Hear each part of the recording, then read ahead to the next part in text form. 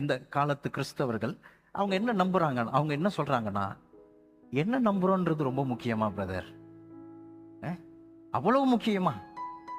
நாம எல்லாரும் ஒரே தேவனை தானே ஆராதிக்கிறோம். நாம எல்லாரும் ஒரே அப்பாக்கு பிள்ளைகள். ஆகவே என்ன நம்புறோன்றத அப்பா கவலைப்பட மாட்டாரு. அப்பாக்கு இத பத்தி பிரச்சனை இல்லை. ஒவ்வொரு பிள்ளையும் வீட்டுல வித்தியாசமா இருக்காதா? பொண்ணு வித்தியாசமா இருக்கு, பையன் வித்தியாசமா இருக்கான், ஒவ்வொருத்தரும் வித்தியாசமா இல்லையா? அவர் கொஞ்சம் கொஞ்சம் தப்பா புரிஞ்சு வச்சிருந்தா கூட அப்பா ஒரே அப்பா தானே, அதனால என்ன பிரச்சனை ஆயிட போகுது அப்படின்னு சில பேர் தவிர்க்க விரும்புகிறார்கள். இரண்டாவது, சிலர் என்ன சொல்றாங்கன்னா, as long as we all love God, கடவுளை நாம் எல்லாரும் நேசிக்கிறோம் என்றால் நம்புகிறதுல எந்த தவறும் இல்லை. எதை வேணா நம்பிட்டு போலாம். நம்பிக்கையில